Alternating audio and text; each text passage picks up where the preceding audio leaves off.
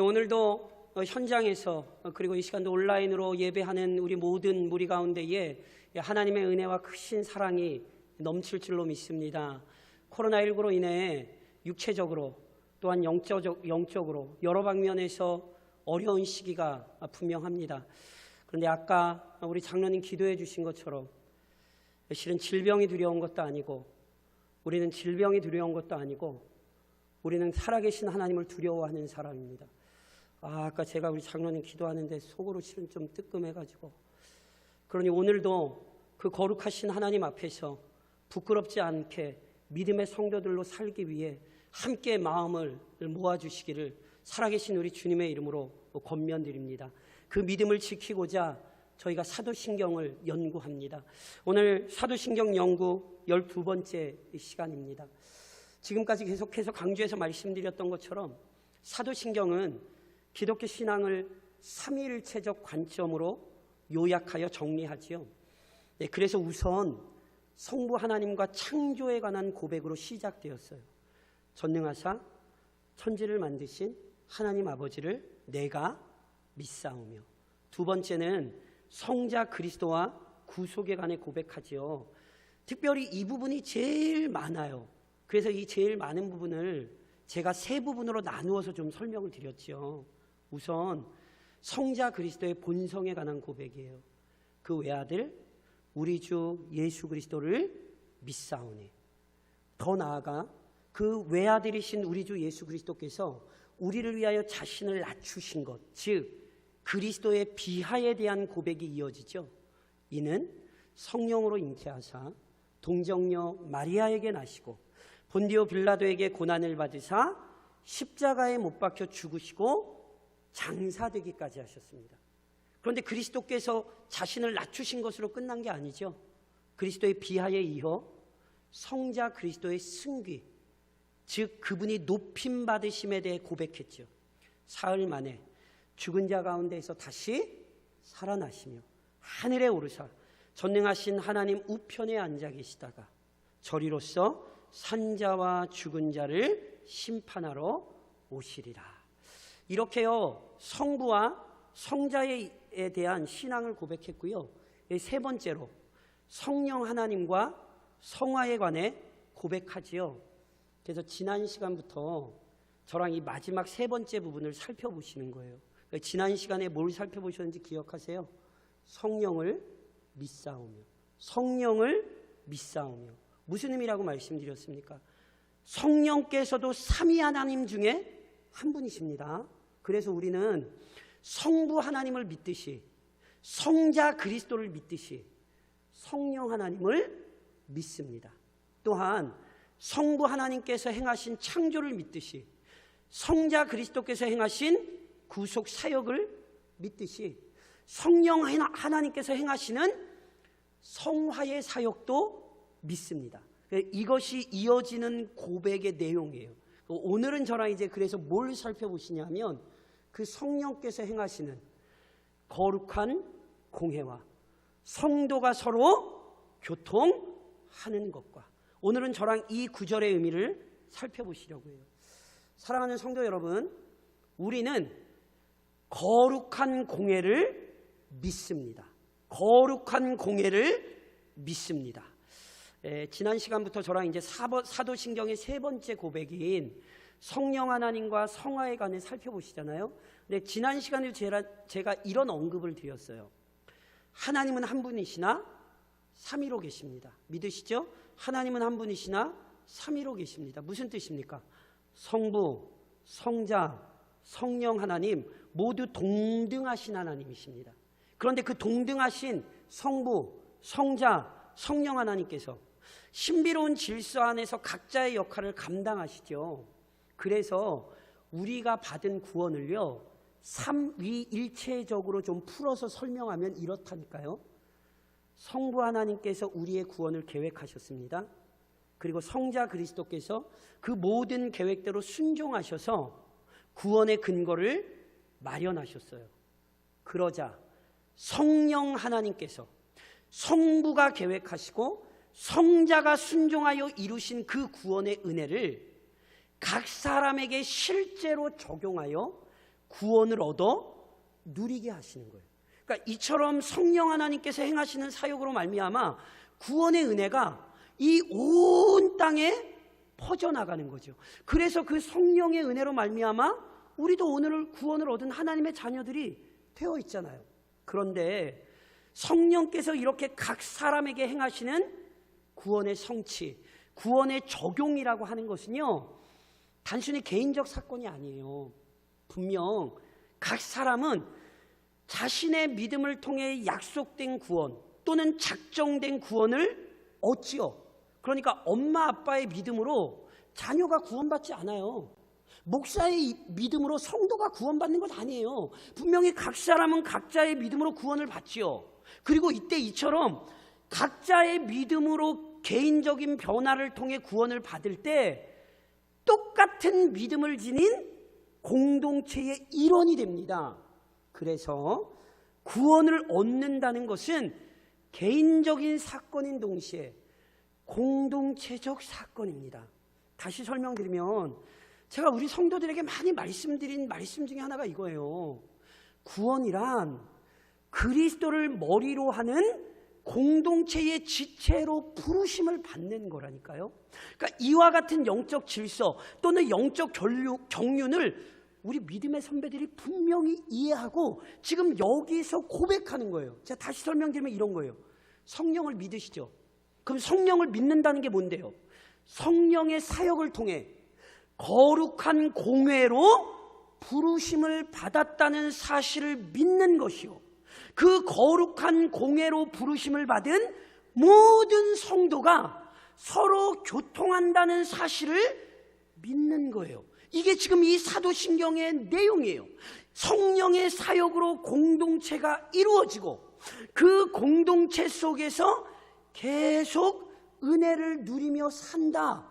이 사실을 지금 우리 믿음의 선배들이 고백하고 있는 거라고요. 그래서 우선 거룩한 공회를 이해하셔야 된다니까요. 거룩한 공회, 조금 더 풀어서 설명드리면 거룩한 공적 교회, 공교회라는 뜻이에요. 이것은 크게 두 가지 의미예요. 다시 설명드리면 첫 번째, 교회는 거룩한 공동체라는 의미고요. 동시에 둘째, 교회는 공교회라는 말이 원래 원어는 어떤 뜻이냐 하면 보편적인 교회란 뜻이에요. 보편적인 교회. 그러니까 우리는 거룩한 교회와 보편적인 교회를 믿어요. 이게 이 고백이에요. 제가 하나씩 설명드리면 이래요. 이런 거예요. 우선 교회가 거룩한 공동체라는 표현은 교회가 주권적인 은혜로 구별되었다는 의미입니다. 이스라엘 백성의 역사는요, 이처럼 주권적인 은혜로 구별된 공동체를 잘 드러내죠. 하나님께서 이스라엘 백성을 애굽에서 인도해 내셨어요. 그리고 말씀하셨어요. 레위기 20장에 이런 말씀이 있어요. 너희는 나에게 거룩할지어다. 이는 나 여호와가 거룩하고 내가 또 너희를 나의 소유로 삼으려고 너희를 만민 중에서 구별하였음이니라. 거룩, 구별이에요. 하나님께서는 유일한 창조주로서 만물과 만민의 주인이십니다. 그러니까 보세요. 이 땅에 하나님이 주인 아니신 것이 있습니까? 없습니까? 없지요. 이 땅에 어떤 것도 창조주 하나님께 속하지 않은 것이 없어요. 모두가 다 하나님의 것이에요. 그런데 모두가 다 하나님의 것인데 그 모든 소유 중 하나님께서 이스라엘을 특별히 사랑하신 거예요. 그걸 구별하셨다, 거룩하게 하셨다. 성경이 이렇게 표현하는 거예요.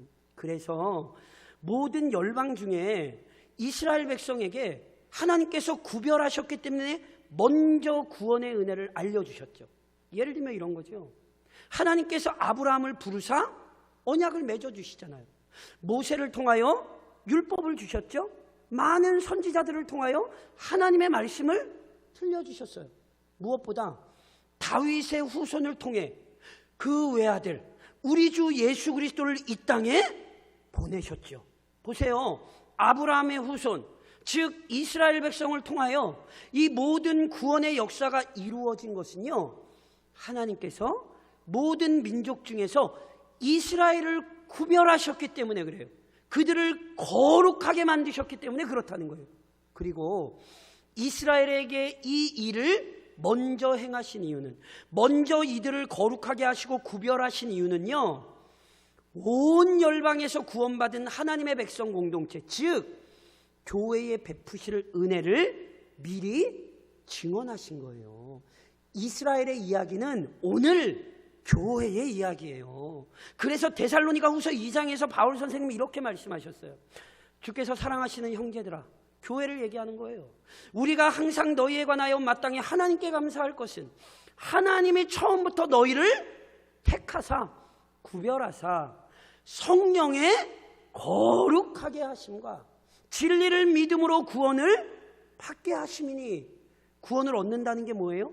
하나님께서 택하시는 거예요. 하나님께서 구별하여 주시는 거예요. 하나님께서 구별하시되 성령에 거룩하게 하시는 은혜를 누리는 거지요. 하나님의 백성이 된다는 건, 구원을 얻는다는 건 이처럼 성령의 능력으로 구별되는 것입니다. 그래서 보세요, 오늘도 우리가 교회 공동체로 모인 것, 이 시간도 이렇게 현장에서 모여 예배하시고 온라인으로 함께 모여 예배하시는 건 뭐예요? 성령께서 이 세상에서 우리를 구별하신 거예요. 우리를 거룩하게 만드셨기 때문이에요. 그래서 오늘도 이 시간 우리가 함께 예배한다는 사실 기억하셔야 되는 거예요. 교회는요, 이렇게 거룩히 구별된 공동체예요. 동시에 교회는 보편적인 공동체입니다. 보편적인 공동체, 무슨 얘기냐면 믿음 안에서 차별이 없다는 의미입니다. 앞서 하나님께서 친히 아브라함을 택하시고 그와 언약을 맺어주신 사건 말씀드렸죠. 그래서 하나님의 후손, 아브라함의 후손인 이스라엘은요, 어떤 민족보다 더욱 풍성한 구원의 은혜를 누렸어요. 그런데 이 구원의 은혜는 단지 아브라함의 육신적 후손에게만 약속된 게 아니었지요. 로마서 8장에서 바울 선생님이 이렇게 말씀하셨어요. 9장에서 곧 육신의 자녀가 하나님의 자녀가 아니요, 육신의 자녀가 하나님의 자녀가 아니에요. 오직 약속의 자녀가 씨로 여기심을 받느니라. 무슨 말씀인지 아시겠어요? 육신의 자녀, 즉 아브라함의 후손이라고 무조건 하나님의 자녀가 되는 것 아니잖아요. 참 이스라엘 또는 거룩한 공회에 속하게 되는 것은요, 결코 인간적 혈통에 의한 것이 아니에요. 오직 약속의 자녀가 씨로 여기심을 받아요. 약속의 자녀가 씨로 여기심을 받는다는 건 오직 주권적인 은혜로 부르심을 받은 자들만이 구원받는 백성이라는 뜻이에요. 그래서 이미 구약으로부터 혈통을 넘어선, 혈통에 제한되지 않는 주권적인 구원의 은혜가 곳곳에서 증거되죠. 대표적으로 예를 들어드려요. 예수 그리스도의 족보에 누가 등장하죠? 마태복음 1장에 이런 말씀이 있죠. 살모는 라합에게서 보아스를 낳고, 보아스는 루색에서 오벳을 낳고, 오벳은 이새를 낳고, 이새는 다윗 왕을 낳으니라. 라합 누군지 아세요? 가나안 땅 여리고성에 거주하던 창녀였습니다. 오해하지 마십시오. 제가 모독하는 것 아닙니다. 실제로 요즘 말로 얘기하면 라합 율락 여성이었습니다. 룻이 누구입니까? 광야를 지나는 이스라엘 백성을 저주하려 한 민족이죠. 그게 모압이에요. 모압이 어떤 민족이에요? 롯, 아브라함의 조카 롯의 딸들이 자기 아버지에게 술 먹여서 성관계를 맺고 낳은 자녀, 모압이에요. 그 모압 출신의 사람이 룻이에요. 무슨 얘기인지 아세요? 한마디로 구원과는 또는 거룩한 백성 공동체와는 전혀 상관없어 보인 자들이에요. 그러나 이들은 모두 믿음으로 말미암아 구원받은 거룩한 하나님의 백성의 일원이 되었지요. 성경에 그 이름과 믿음의 행적이 기록되었고 심지어 그리스도의 조상이 되었어요. 이렇듯 주권적인 은혜 안에서 어떤 죄인도 차별받지 않습니다. 로마서 10장은 그래서 우리에게 이렇게 가르치죠. 성경에 이르되 누구든지 그를 믿는 자는 부끄러움을 당하지 아니하리라 하니 유대인이나 헬라인이나 차별이 없습니다. 한 분이신 주께서 모든 사람의 주가 되사 그를 부르는 모든 사람에게 부요하시도다. 성령의 주권적인 은혜 안에서 어떤 죄인이라도 교회 공동체로 부르심을 받는 거예요. 어떤 죄인이라도 그리스도의 은혜 안에서 차별받지 않고 하나님의 자녀로 변화되는 거예요. 그래서요, 교회는요, 믿음 안에서 어떤 차별도 없는 보편적인 공동체로 드러나야 돼요. 어떤 죄인이라도 교회 안에서 믿음 안에서 용납될 수 있다는 사실을 교회는 보여줘야 합니다. 이것이 바로 교회가 보편적인 공동체라는 의미예요. 그래서 우리 믿음의 선배들이 고백했던 것처럼 교회가 거룩한 공동체요, 보편적인 공동체임을 기억하며 함께 이 교회를 섬기는 사람들, 이게 우리 믿음의 선배들의 고백이었고요, 이 시대의 우리의 신앙이어야 하는 것입니다. 동시에 이 교회는, 우리는요, 성도가 서로 교통하는 것을 믿습니다. 성도가 서로 교통하는 것. 여기 교통한다는 걸요, 제가 그냥 쉽게 그냥 다른 말로 바꿔드리면요, 한 몸이 되어 함께 누린다는 뜻이에요. 이게 교통이에요. 제가 계속해서 강조해서 설명하듯이 성부 하나님의 계획과 성자 그리스도께서 행하신 사역에 근거하여 성령 하나님께서 우리 각 사람에게 구원의 은혜를 적용하시죠. 이 구원으로의 부르심은 단순히 개인적인 변화가 아니라 공동체로 불러내시는 사건이에요. 그러니까 성령께서 적용하시는 구원의 은혜로 말미암아 우리는 거룩한 공회에 속한 자가 되는 거예요. 그러니까 조금 더 구체적으로 말해 각자에게 허락하신 교회에 속하여 하나의 지체가 되는 거예요. 이게 구원이에요. 고린도전서 12장에 바울 선생님이 하셨던 이 말씀 잘 아시죠? 너희는 그리스도의 몸이요. 너희가 누굽니까? 교회 얘기하는 거잖아요. 교회는 그리스도의 몸이요 지체의 각 부분이라. 이게 분명히 성경이 얘기하는 교회예요. 바울의 설명에서 잘 드러나듯이 구원을 얻는 것은, 또한 거룩한 공회로 부르심을 받는 것은요, 그리스도 안에서 성도들이 한 몸이 되는 것이고요, 동시에 각각 지체로 사역하는 거예요. 이게 성도가 서로 교통하는 거예요. 그런데 이 원리를 좀 잘 이해하실 필요가 있어요. 자, 우선 성도가 서로 교통하는 것은요, 오직 그리스도를 믿는 믿음 안에서만 가능합니다. 자, 성도가 서로 교통한다라고 할 때, 교회가 한 몸이라고 할 때 가장 먼저, 그리고 언제나 강조되어야 할 근거는 그리스도께서 교회의 머리라는 사실이에요. 다시 설명드리면 그리스도께서 머리가 아니면 한 몸이 아니에요. 그럼 머리라는 것이 어떤 의미입니까? 그리스도께서 교회의 머리가 되신다는 의미를 잘 보여주는 사건이 있어요. 바로 그리스도께서 베드로의 신앙 고백을 칭찬하신 일이에요. 기억하시죠? 베드로가요, 예수님을 향해 주는 그리스도시요 살아계신 하나님의 아들입니다 고백했죠. 너무너무 탁월한 신앙의 고백이에요. 그래서 그때 예수님께서 이 믿음의 고백을 칭찬하셨죠. 근데 이 믿음의 고백 칭찬하시며 이렇게 덧붙여 말씀하세요. 마태복음 16장에 보면 내가 이 반석 위에 내 교회를 세우리니, 교회가 어디 세워져요? 반석 위에 세워져요. 그래서 음부의 권세가 이기지 못해요. 그리스도께서 반석 위에 교회를 세우신다 하셨어요. 그럼 반석이 뭔데요? 반석이 기억하셔야 돼요. 이 반석이란 베드로가 했던 믿음의 고백이에요. 주는 그리스도시요 살아계신 하나님의 아들이십니다.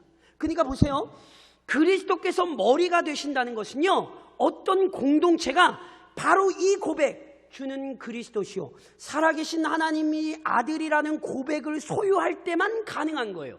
이 고백을 지닌 공동체답게 철저하게 그리스도에게 순종할 때 진짜로 그 공동체가 한 몸이 되는 것이고 서로 교통하는 거라니까요. 다시 한번 말씀드리지만 성도가 서로 교통하고 한 몸이 되고 각 지체가 축복을 누리는 것은 그리스도께서 교회의 머리가 아니라면, 그리스도께서 그 공동체의 머리가 아니라면 실현되지 않아요. 다시 설명드리면 그리스도에 대한 온전한 믿음을 함께 소유하지 못하면 교통이 없다니까요. 더 쉽게 말씀드려요. 그래서 그리스도인들이 불신자와 이단과는 교통할 수 있습니까? 없습니까? 절대로 교통 못합니다. 시편 1편의 말씀 기억하세요? 죄인들이 의인들의 모임에 들지 못하리로다. 절대로 혼동하시면 안 돼요.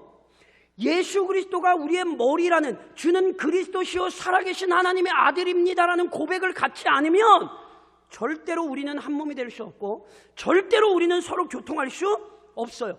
그래서 교회가 이 고백을 지키기 위해 힘쓰는 거예요. 오늘도 저랑 이 신앙의 고백을 살피시는 이유가 뭐예요?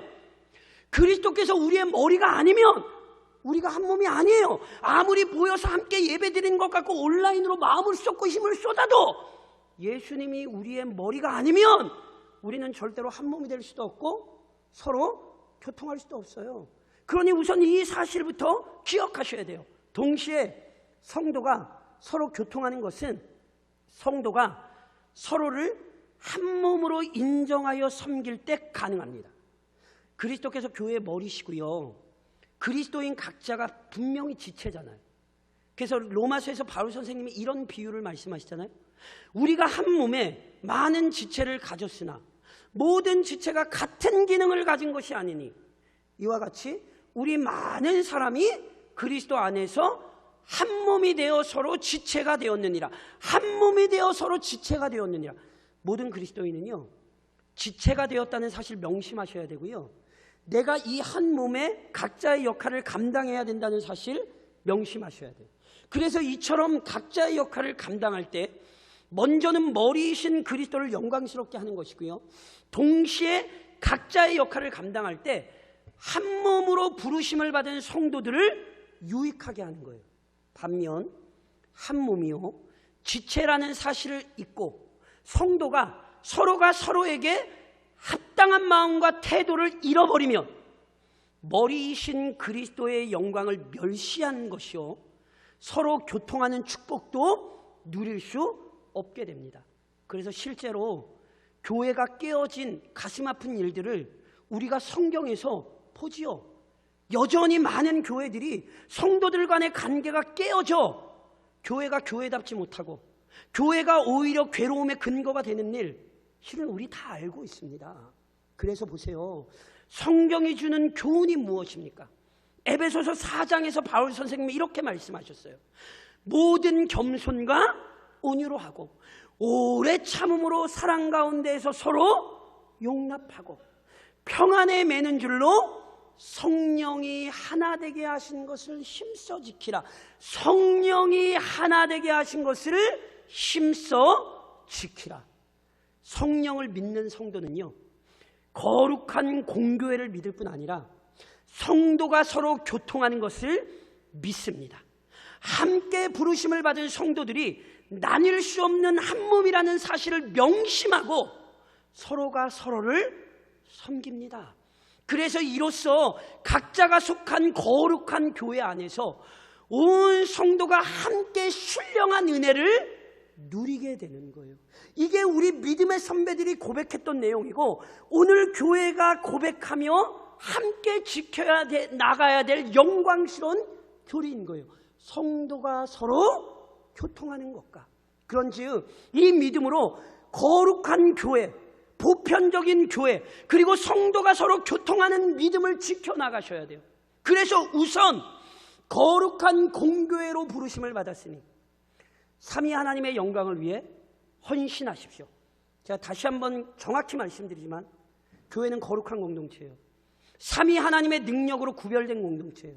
그렇다면 왜 주권적인 은혜로 구별하셨습니까? 이사야가 이미 이렇게 우리에게 가르쳤죠. 이 백성은, 하나님의 백성은 내가 나를 위하여 지었나니 나를 찬송하게 하려 함이라. 하나님의 백성은 하나님을 찬양하기 위해 부름받은 거예요. 똑같은 이야기를 바울 선생님이 에베소서 1장에서 이렇게 표현했죠. 이는 그가 사랑하시는 자 안에서 우리에게 거저 주시는 바 그의 은혜의 영광을 찬송하게 하려는 것이라.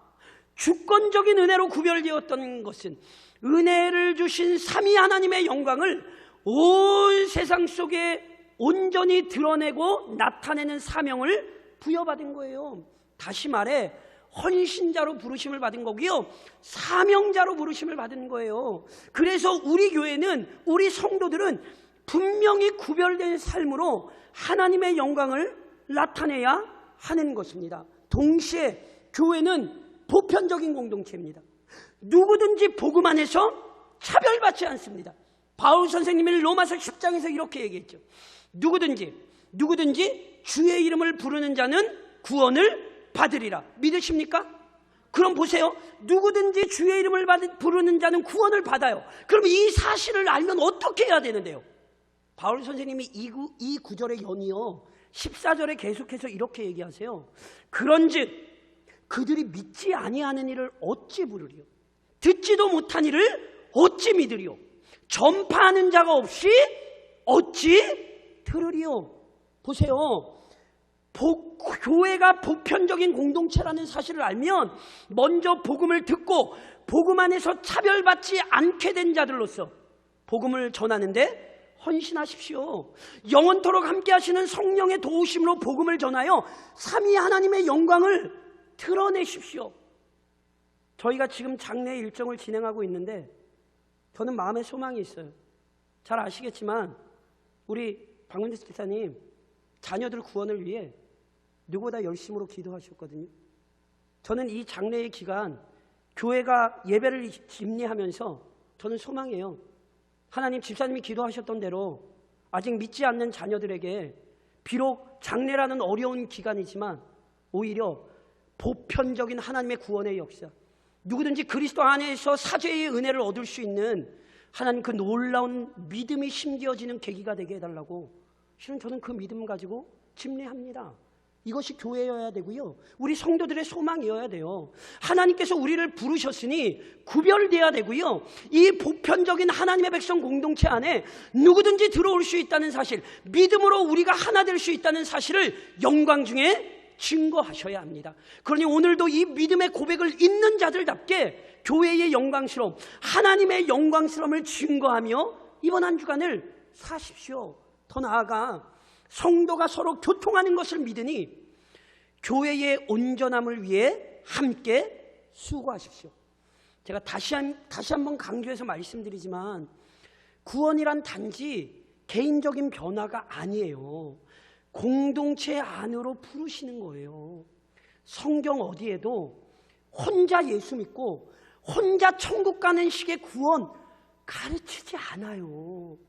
오히려 하나님께서는 한 사람의 성도를 구원의 은혜 안으로 인도하실 때 그 사람이 성도답게 성장하고 성숙할 수 있는 교회를 허락하십니다. 그래서 그 교회를 허락하셔서 하나님의 구원의 은혜를 받은 자가 그 교회를 통하여 온전한 성도가 되게 하시는 거예요. 이게 구원의 섭리예요. 그래서 하나님의 주권적인 은혜를 믿는 자는요, 절대로 교회의 중요성을 간과하지 않아요. 오히려 각자에게 허락하신 교회에서 다른 성도들과 서로 교통하는 복을 누리면서 함께 증인이 되고 함께 사명을 감당하며 함께 그리스도의 재림을 기다리는 거예요. 이게 우리에게 허락하신 구원이고, 이게 믿음의 선배들이 지금 사도신경에서 고백한 신앙의 내용이에요. 이것이, 이 교리를 이해하는 것이 지금 코로나19 시대에 더욱 중요하고 시급하죠. 코로나19는요, 함께 모여 예배하는 공동체인 교회를 아주 힘들게 만들어요.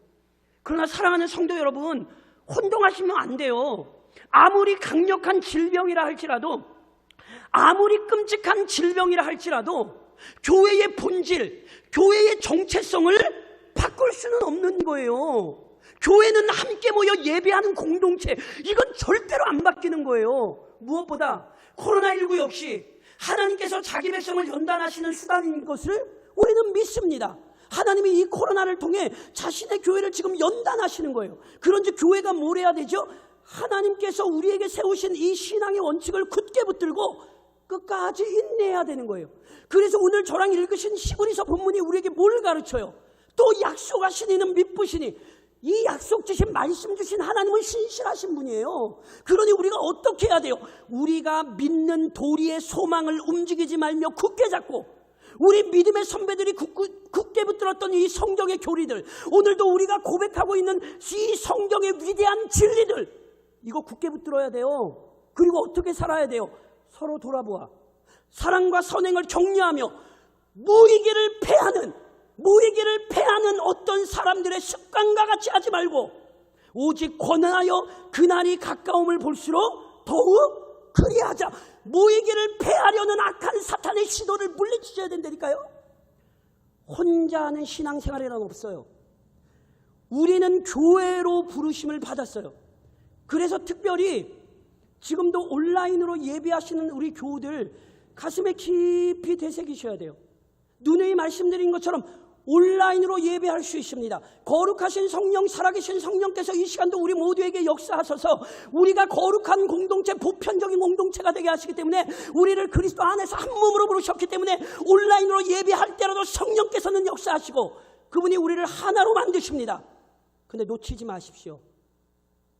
교회는 함께 모여 예배하는 공동체라는 사실도 변하지 않아요. 온라인으로 예배드리다 게으름과 나태함에 빠지시면 안 돼요. 꼭 교회를 가야 되는 거예요?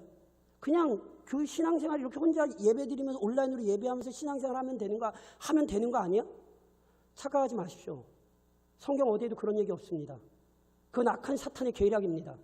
그래서 오히려 온라인으로 예배드리는 성도일수록 현장 예배에 대한 간절한 열망이 있어야 합니다.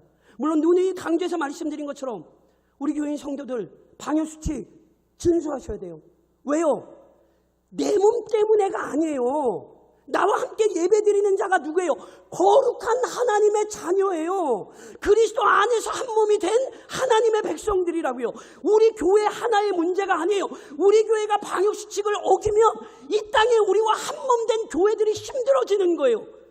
그래서 제대로 된 교회는 방역수칙 함부로 어기지 않아요.